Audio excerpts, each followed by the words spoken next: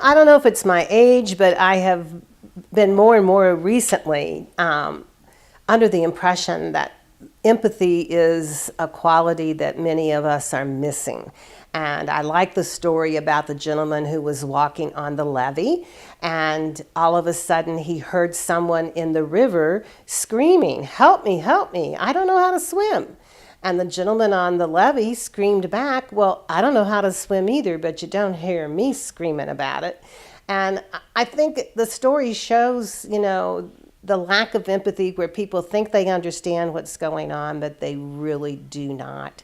And I think that's a big challenge that faith communities have today is how can empathy be taught? Is it something we have to catch from our community or from our parents? But how do we develop empathy?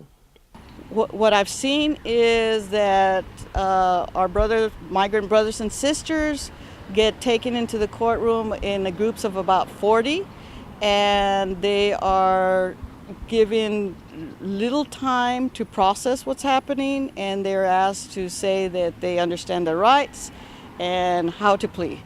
So I'm seeing it that it's to me it's just a action of rote action, not really giving them their rights. So I had this odd moment when I was listening to Noam Chomsky being interviewed, who I don't understand, and he always gives me a headache. But in this particular interview, he was really good, and he spoke about 3 threats to civilization, which the first is the nuclear threat, of course, the second being climate change, and he said, and then the third was he called it and referenced it as the neoliberal threat, and by that he meant simply the idea that the culture across the globe is becoming more and more get all you can all you get, sit on the lid, that we're all individuals, that there's no such thing as solidarity. And the reason why that's such a threat now is that what has held back, in a sense, the hand of launching another nuclear war, and in a way, at least, there was some response to the climate change thing was the notion of solidarity, which is, of course, at the heart of practicing religions, whatever faith they may have.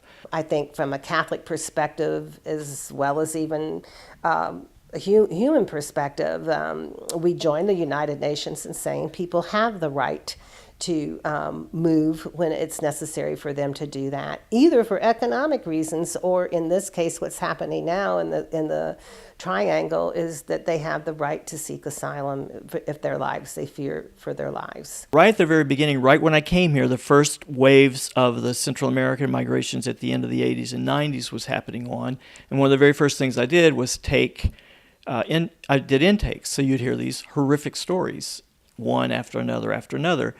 And I think what kept me grounded the entire time is that I was actually talking to someone. So I wasn't listening to a radio interview. I wasn't reading Enrique's journey and imagining this, but I was actually talking to this person who would cry and who you would cry with, and there were horrific things, but they were people. So in a way, it was being, if this makes any sense at all, is being nourished by bread of tears. Which is a very strange thing to explain to someone who hasn't been in it. The other thing, too, is I think I touched into the extraordinary power that immigrants bring. So I was doing Holy Week services at the detention center, and as you get in, you get to do one thing for the entire Holy Week thing. So I thought, we'll do washing the feet. That's different, and it was just a thing I thought I would do. I hadn't really realized how powerful it was, because then when I washed the feet, these feet were still torn from thorns and bloodied. And of course, the reaction of them is that they hadn't had anybody wash their feet ever in their entire lives. And so it's just like white guy doing this. So there's just this really weird moment. But it was like touching into some kind of other presence in that moment, because it really was like this woman or this man took this journey, enormous risk, and by then I knew enough to know how dangerous it was, that people died doing this for reasons that were far beyond their own. And in other words, it was the exact opposite of the neoliberal thing. They came here because of their family. They came here to save someone. They did not come here to get rich quick. They did not come here to find someone to manufacture their goods for $6.50 a day. No, they came here because they loved someone. And so it became, rather than some sort of personal torture to be engaged in this, it became a moment of transformation each and every time. I like the idea of like the ladies that I'm working with and everything. They're writing their own stories, so we're listening to them. So that makes it where I'm empathetic to everything because I'm hearing it firsthand.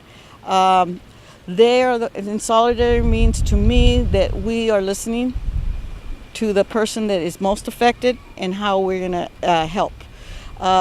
Because sometimes we're not in solidarity, we kind of start going with our own agendas.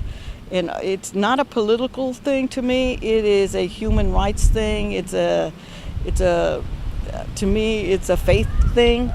So that's something we really got to keep an eye on and not let any of this make it a political thing in any way, because it's not. It's about our human brothers and sisters.